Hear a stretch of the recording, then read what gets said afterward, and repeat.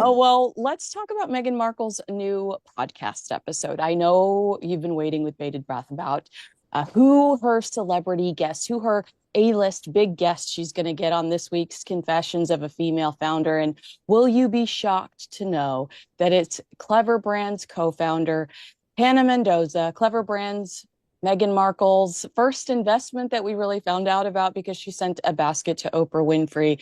Oprah actually announced it because she's like, look what Meghan sent me. And we realized that Meghan was somehow financially attached. She also is attached to Highbrow Hippie, who was her last guest. I'm just like, this pyramid of Meghan promoting things she's investing in, click the affiliate link to the thing I'm invested in. She just is, to me, it's just like a breeding ground for greed.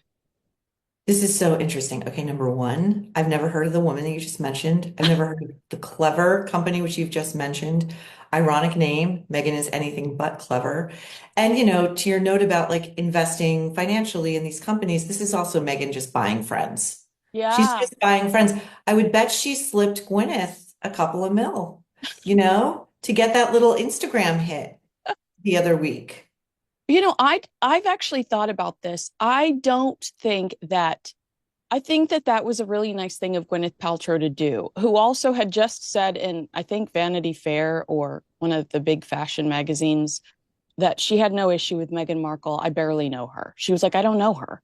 But that's Um, a shiv, Kinsey. That's a well, shiv. I thought that like it was her being nice was like the doing the Instagram thing, but I don't think that she would risk because she's been doing podcasts. She just did Aaron Foster's podcast. So Gwyneth is doing other people's podcasts, but I don't think she'd risk doing Megan's because I don't think she wants all the negative backlash that would come from doing Megan's. I think she recognizes that she is a toxic character. The Instagram moment was so brief. It was kind of trolling the media, but it was, and she didn't put it on I don't think she put it on her feed. I think it was a story, right? It I was an think you're right, Instagram. though it vanished. Yeah, so it vanished. People couldn't reply. That was a very controlled PR stunt. I don't think she would do something that would sear her to Meghan Markle in any way, shape, or form, like an hour-long podcast episode. Oh, never, never, never. You can say many things about Gwyneth Paltrow, but one thing you cannot say is that she's not bright. Yeah. She has a native intelligence and she knows what she's doing. And I think it was brilliant on her part to do this kind of Instagram troll, to have it be like Meghan had no lines, kept her mouth shut. The best version of Meghan Markle that we could possibly hope for, keep your mouth shut. And that was it. And then it vanished. And, Gwyneth, I believe also last summer, there was that big female founders summit in the Mhm. Hamptons. Mhm. And Gwyneth was sure not to take a photo with Meghan, which Meghan was gagging for. Yes. Gagging. Yes. As she sat next to Jamie Kern Lima as they plotted their big two for podcast a year ago. Oh, wow. How Was it exciting. you who told me this or somebody who said like, so first of all, Jamie Kern Lima does not have that many subscribers. Oh, I didn't know that. She's got like maybe 66, and she's been pounding this drum with the likes of, her super famous neighbors like Oprah Yeah. and whoever else has done her show, like Hoda, Hoda.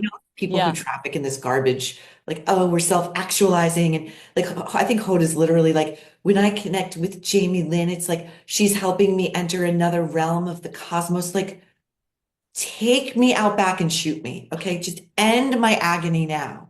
So she's got like 66K subscribers, something like that. But someone told me that in the wake of the Meghan Markle interview, like she's been shedding eyeballs and like people are like unfollowing, they are unsubscribing.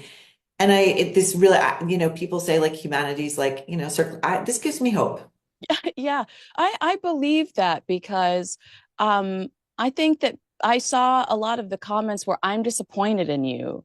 It just is it totally contradicts this world that they like with Mel. I've heard you talk about Mel too. Let them. It contradicts their whole their whole vibe is I'm going to get through it. let's just push through it. And Meghan Markle and Harry's vibe is, I'm going to stew in it. I'm going to do an interview with the BBC and talk about a decision I made in 2020. So it just, to listen to it, it's like Meghan's trying to pretend like she's caught up with all of these vibe chasers. And Harry goes and contradicts it with that interview. But before we move on to Harry, I did grab some quotes. First of all, just to give you an update, because I know it's killing you. We did get some details about Meghan Markle's pregnancy with Archie and Lily, her diet while she was pregnant with them. So I know you're thrilled about that. Mm. We can't live without details about Meghan Markle's health and what she did to improve her health while knocked up. But she said to Hannah, some days are going to be harder to show up as your best and shiniest self. To which I would ask you, do you think this is the bully admission? That some days I'm not my shiniest self, some days I'm a jerk. Ooh, I like that theory. I like that You theory. know Oh, that that's not and what she was saying. no, I like that theory. And also layered into that is like, how can you blame a pregnant woman whose hormones are running riot if I lost my temper and I wasn't like my best self? You Well, know, she's the pregnancy thing is coming out of the idea that since you have not heard of Clever Brands, and I envy it, it's mushroom based. It's like mushroom coffee. So she's talking about how when she was pregnant, there was a lot of mushroom stuff that went into her diet for her health. I don't know. And she's saying it's not just hippie stuff. And they're trying to justify the existence of this coffee. But she's talking about leadership here. This is unrelated to being knocked up twice. This is about how some you have to show up. Your employees don't deserve that. And the reality is, it's Meghan trying, in classic Meghan form, trying to tear down the bully headlines by going off on this tangent about how even on your worst days you have to show up for your employees. And you and I both know that's well, Kinsey, okay, so if you are running anything, be it a household and by the way, like, who is this podcast really for? How many women out there are like, I'm going to befriend some billionaires, buy my way into their social circles, maybe marry a beta royal, and found my own businesses? Like, I was thinking about this yesterday, like Confessions of a Female Founder. And as she's explaining the premise of the show, I'm like, who gives a flying F? Like, how many people are out there with the resources and the time and everything you need to found a company? Like the amount of things that compete for our limited free time and attention, that is not on my list. yeah. It's not even as a hate listen. And then she to traffic in the most basic bits of factual data that she presents as eureka moments unique to her, right? Megan's IP, her intellectual property. When you're running something, you got to show up for your employees. You don't say. Well, listen to this because this is just annoying to me. From Netflix coming on as her business partner to her first round of products quickly selling out, Markle called these moments proof points. She explained, that told me that customers, people, believed in me and this vision. That's all you really want as a founder. Please, please react to that. P.S. I meant to look to see if any of her stuff was on eBay. So react to that while I do that Oh, live. okay, great. She'll soon be selling her underwear on Poshmark, I'm sure.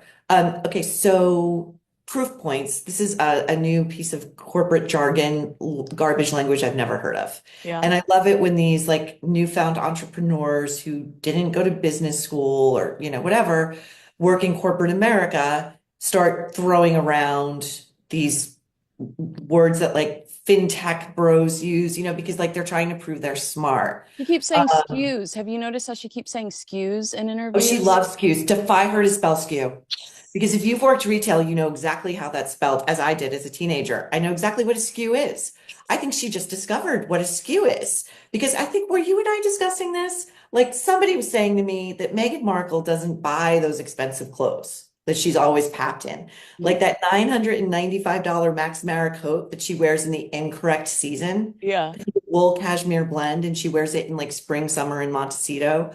She's being loaned that. And that's why she walks around in it in the incorrect weather, because that's her only moment to get papped in it and prove what an avatar, an ambassador of quiet luxury she is. When, I live in a nice part of Long Island, and when I see a guy get out of like a vintage car, it could be a classic restored to perfection, it could be a beater, and he's got like hair past his shoulders and he's in like ripped cutoffs and like a grubby t-shirt. I always go, that guy's probably a billionaire. Oh, 100%. I see those guys at Starbucks at 11:30 a.m. here in LA. I'm like, that guy has a lot of money. He looks disheveled and he's wealthy.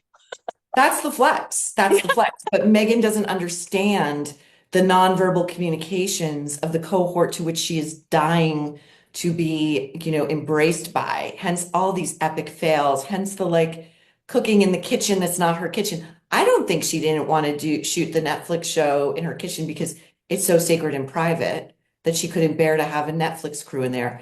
I think it's because if you look at the trailer she dropped last year, right around the time Princess Catherine had to announce her cancer, it's a very dated kitchen. I mean, it screams 1990s beige upon taupe upon ivory upon, that kind of marble that like feels like almost like a cross between Mexican, French, country farm. It's like very dated. It's a gut job. Dude, And I think her ego couldn't take it. somebody said that it looked like an Olive Garden. Perfection. Perfection. I love Olive Garden, but I Hey, no slam against Olive Garden, but that's not what Ms. Markle is going for. exactly. Sorry, Miss Sussex, the Duchess of Sussex, Meghan Sussex. Thank you. Thank you. Well, folks, here we go again. Meghan Markle's ego has landed, and it's landed on a podcast nobody asked for and nobody's listening to. And Prince Harry? Still playing victim while Daddy King Charles foots the bill behind the scenes. Grab your coffee, maybe some mushroom powder if you're into Markle's latest scam, and buckle up. Because we're about to dismantle the Sussex soap opera. Clever brands? Clever? Folks, that's the most ironic name since Affordable Care Act. Meghan is promoting her own investments by bringing on the co-founder of a company we'd never heard of until Oprah got a gift basket. This is influencer marketing disguised as female empowerment. Sound familiar? Sounds like a soft grift to me. According to Business Insider, Meghan's only disclosed investment was Clever Blends, promoted via Oprah. Zero ROI publicly reported. Exactly. This is Meghan's entire game. She's not building relationships, she's buying them. Remember, this is the woman who allegedly told Harry's staff, "I'll be your boss one day," before they were even engaged. That's not ambition. That's Machiavellian. Here's a theory, folks. What if the reason Meghan's podcast guests are unknowns and failing brands is because no serious figure wants to be tied to her toxic image? And maybe, just maybe, this is all a cover to funnel investments, not generate content. Gwyneth Paltrow didn't post it on her feed. It was a story. Poof, vanished. That wasn't friendship. That was distancing with plausible deniability. Even Hollywood liberals are giving Meghan the cold shoulder. That tells you everything. Now, let's talk about this garbage fire of a podcast. Confessions of a female founder? More like confessions of a former duchess who misses her title. It's a vanity project wrapped in buzzwords like proof points and skews. You know who talks like that? Silicon Valley bros are trying to sell NFTs to your grandkids. I mean, we've gone from royal engagements to mushroom lattes. This is what we call a downgrade, folks. She's not empowering women. She's selling them fungus water. And then the middle finger to the royal family. A blurred black and white photo. So edgy. So rebellious. So passive-aggressive. You know who does that? Not stateswomen. Ex-girlfriends. Folks, I want you to really think about this. King Charles is battling cancer. This man has served his country with dignity for decades. And what does Harry do? Drops a BBC interview and implies, not directly of course, he's too cowardly, that his own family wants him dead. Is that a son? Or is that an ungrateful backstabber? In America, we honor our parents. We don't humiliate them on book tours. We don't accuse them of murder by media. And the security lie, oh boy. Turns out King Charles paid for Harry and Meghan's private security for a whole year after they quit the royal family. But did Harry say thank you? Nope. He went to Netflix, sold out his family for a docuseries and a frozen body part joke. What a legacy. As revealed by the Daily Mail, Charles covered Harry's private security, something Harry conveniently forgets when he cries abandonment. And here's the creepiest part of all. She allegedly wore Princess Diana's perfume on their first date. You don't do that accidentally. That's psychological warfare. That's manipulation 101. And it worked. Poor Harry thought she was a message from beyond. Nope. Just a narcissist with a Sephora card. Meanwhile, Meghan says they're in their honeymoon period. She's chasing joy. Harry's chasing his tail. The guy looks more miserable than Kamala Harris in a border briefing. And you better believe when William becomes king, those titles? Gone. Poof. Like Meghan's podcast ratings. The monarchy may be polite now, but the second Charles passes, it's gloves off. Harry and Meghan will be lucky to get a Zoom invite to the coronation, let alone a seat behind a pillar. That's what betrayal gets you. Still on the topic of Meghan's podcast. She claims she's empowering women. But the guests? Business lightweights. The messaging? Hollow buzzwords. The motive? Simple. It's a glorified affiliate marketing scheme. What if this entire podcast isn't even about female founders? What if it's a smokescreen to funnel influence and international investment through branded content? Who's auditing this stuff? Is anyone checking if she's skirting US media disclosure laws? Harry told the BBC he lived 35 years of service. Folks, the guy is 40. What did he do for the first 5? Ride ponies? Crash Vegas hotel rooms? And now he's telling the world he's the most targeted man in Britain? Buddy, most Americans couldn't even pick you out of a lineup next to Prince Andrew. According to British polling agency YouGov, Harry's popularity in the UK has plummeted to just 27% as of early 2025. That's lower than Joe Biden's approval in a red state. Let's not forget, this man, King Charles, is battling cancer. And his own son is giving media interviews hinting that the palace wants him dead? Are we hearing ourselves? If this were any other family, they'd be getting sued for emotional abuse. Comment below, should Harry and Meghan be stripped of all titles? And if you're British-born or have roots across the pond, how do you feel about this betrayal? Thank you. Yeah, so I just think when you ask who is this podcast for, that last line where she's gloating, by the way, no as ever on eBay, which to me is always like the test. If people aren't throwing your stuff on eBay and jacking it up, how was it really that successful? Kinsey, before, can I just say, do you remember like 6, 8, 9 months ago, the item to get that was going on eBay for hundreds of dollars was the Trader Joe's tote bag. Yes. 50 cents to make landed. Okay, I'm going to Right. talk Shark Tank language, right? Because I'm an Right. entrepreneur now, like Meghan. That was like a must-have item. You're so right. Like not a bit of packaging is floating around eBay. It is not wanted. Right. I mean, I'm not going to admit that I bought the Olivia Rodrigo. What are those damn Stanley Cups? Okay. I don't want to talk about what I paid for the Olivia Rodrigo Stanley Cup, but yes, I love to our Olivia point. Rodrigo. I do too. She's such a little badass. So yes, that's interesting that not even the packaging that she talks about that kept her up at night, that haunted her in her sleep. This podcast is for her. It's just for her to gloat and to try to rebrand herself for the 6,000th time. Can we please talk about this story? We talked about it with Pierce for a few minutes. He really felt like that picture of Meghan that Meghan posted, terribly pixelated, black and white filter of Lily on Harry's shoulders and Archie holding his hand, walking off into the garden, was this middle finger to the royal family. What is your reaction to that? It's sometimes I'm just like, could you just sit this one out? You were totally quiet during the Senabale chaos, but when it comes to the royal family, you've got to stick your stupid freaking nose in it. Of course she does. Again, I think I think she should launch a podcast and I've always said she should just lean into being a bitch. Yeah. I think she should launch a podcast about how to successfully sever all familial ties and keep them that way.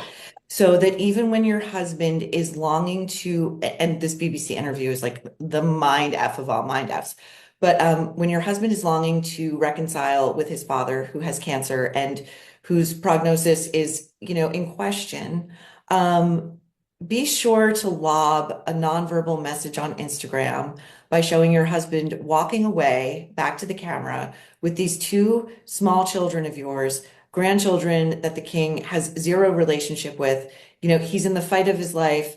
What better time to lob an F you, Yeah. And then she wonders why, like, her ventures fail. Yeah. People don't like you. People are coming to loathe you with great reason.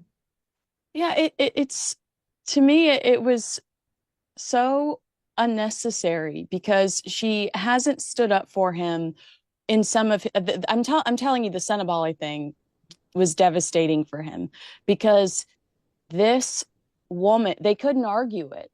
But Dr. Sophie Shandaka, her resume, her the reputation she has, he just could not dismiss her claims in the way that they have dismissed other people's claims. And I think that that's why the way they, or that's one of the reasons why they were so quiet. So to see her insert herself in this when she's not speaking to her own father, she's done the exact same thing to her own father, cut him off. I want to say, Meghan, like this is why they didn't want you by the Queen's bedside when she was passing away. This is why they didn't want you. You insert yourself where you don't belong. And there's this real argument about how Meghan Markle, it's wrong for us to say Meghan Markle doesn't know her place, but she bulldozed her way in there. Catherine dated Prince William on and off for a decade and gently she earned their trust. And Meghan just sharp elbows and all was like, you're going to respect me. Remember, before she was even engaged to Prince Harry, she told one of his employees, I'm probably going to be your boss one day. I mean, this is why they just can't stand her.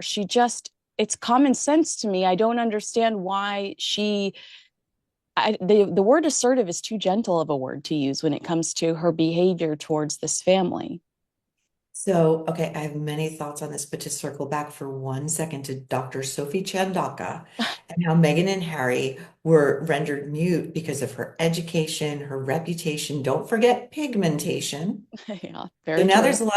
there's a lot of rage that has no place to go. So they have to find a place to put it because they're always trying to like sort of exercise their rage, which is an ever renewing supply. So Mm-hmm. what better place than King Charles, right? Now, the thing that to me, in my estimation, moves Meghan from a malcontent to a disruptor to what I perceive as evil. Like I'm just going to say it. I think she's evil, and I think Harry's, he's tied his yoke to this one, and so he's allowing it or he's participating. So he gets that branding as well, in my estimation. Just my opinion.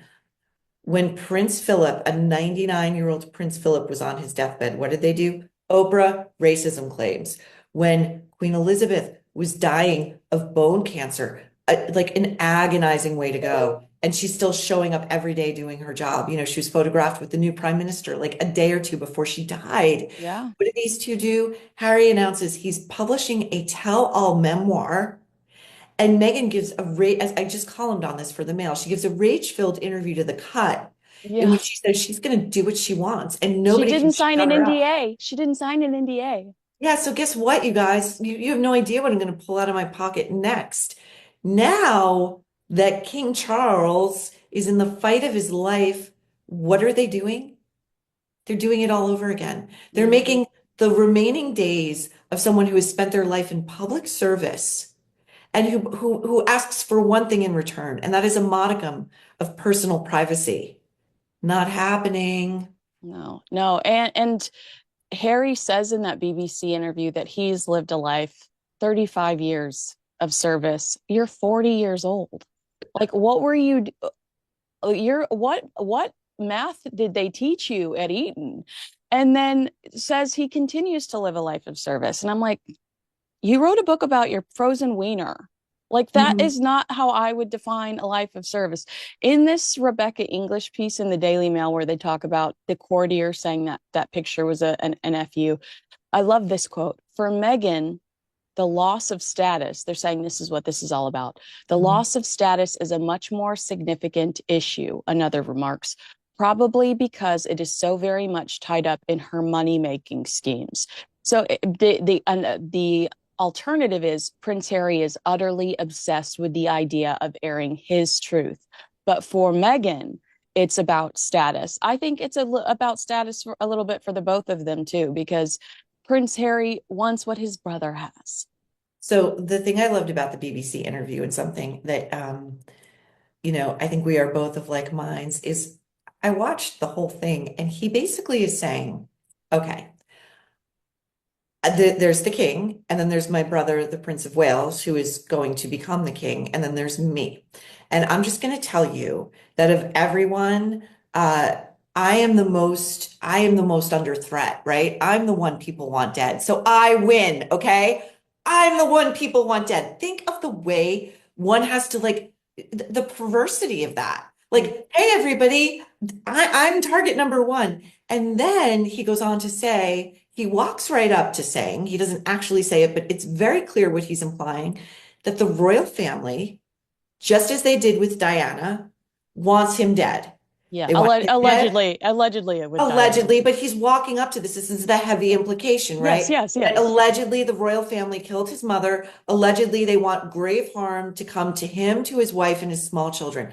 So, to which I ask, sir, then why do you want back in so badly? Yeah. Either they're trying to Yeah, because you know, don't Maureen, or don't they're forget. dying to have you back, which it can't be both. Yeah, don't forget, he told the court a few weeks ago that the reason that him and Meghan stepped down as working members of the British royal family was because their security was ineffective. And now you're fighting like hell for this same ineffective security. It doesn't make any sense. Of course, in the BBC interview, he says they were rejected, and his story changes yet again. He says they were rejected by the British royal family and that they, but he during the court case was like, well, actually, we're no longer working members because the security was ineffective. To your point, so this in this Daily Mail article, this is something I hadn't seen before. Of the Sandringham Summit in January 2020, Harry had already privately acknowledged that he would lose his taxpayer-funded Metropolitan Police bodyguards. By that point, he was apparently already negotiating with his family about who would pay for a new team of private, largely ex-Met police security guards answer Prince Charles for at least a year while his son and daughter-in-law found their feet financially. Harry's never told us that his dad was gracious enough to foot the bill for their security for their first year. He's never said that. Then suddenly he turns and cries wolf with Ravik, says one with knowledge of the proceedings. So I I just think that was very generous of the royal family to say, you've quit your job, but we'll pay for you for a year until you figure out what's going to happen next. Harry has always just made it sound like they abandoned him. And I wonder if he's resentful because the second they did leave, we all go into lockdown and security probably isn't as expensive as it would have been had Meghan been going to Broadway shows with her four-car motorcades back in 2020. But isn't it amazing to you how he leaves out important details like that? Like my dad paid for my security for the first year while I was trying to figure stuff out. And behind his back, signing Netflix contracts and Penguin Random House contracts where I was going to totally try to destroy his legacy. Great point. Now, to Harry's assertions in this BBC interview, and I believe that Harry is one of those people that can only, like, he's happiest in a place, like his nest is full of grievance Yeah. and victimhood and martyrdom and rage. Like, there are some people who just will never allow themselves to be happy. They don't want it. They don't know how to But be but but happy. how did Meghan help him find that place? Because Maureen, he wasn't that person 10 years ago. He was the crazy, he's in Vegas right now. One of my favorite Harry Vegas stories, he's nude and rude around a pool table. You know what I mean? Like 100. where Meghan helped him get into it's my opinion that Yeah. somehow Meghan has led him to this place. Remember when Meghan got seated behind a pillar at the Queen's funeral? Folks, that wasn't a coincidence. That was the royal version of putting you in the back pew of the church after you got disowned at Thanksgiving. And make this up.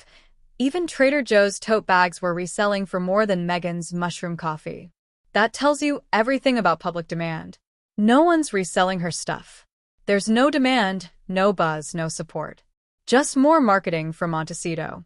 In 2023, the Trader Joe's tote bag was reselling for up to $500 on eBay. Meanwhile, Meghan's products? Crickets. So let's get real. That grayscale image they posted of Harry and the kids, walking away from the camera, ignoring King Charles during cancer treatments, that wasn't a tribute. That was a political move. A manipulative image meant to provoke. What if Meghan's trying to paint the narrative that she's the real monarchy? A mom, a humanitarian, walking nobly into the distance. It's Hollywood optics, but it's got palace-sized implications. And here's where it gets darker. Allegedly, Meghan wore Diana's perfume on their first date. That's not fashion. That's psychological bait. That's manipulating Harry's grief. It's sick. Diana was beloved by millions. But using her memory to emotionally rope in her son? That's not a tribute. That's a trap. Look, when Prince William becomes king, and he will, Harry and Meghan's titles will be toast. There's no world in which a future monarch allows these two saboteurs to keep Sussex as a branding tool. They've turned a noble title into a t-shirt slogan. Should Parliament step in and officially strip Harry and Meghan of all peerage rights? Vote in the poll above or comment yes below. Folks, the media won't say it. The palace won't say it. But we will. This isn't a story of love and royalty. This is a story of ego, greed, and betrayal. And we're not done yet. Coming up next, we dive deeper into the Netflix contract, the Spotify scandal, and the UN speech that raised serious red flags. What is Meghan really trying to do on the global stage, and who's backing her?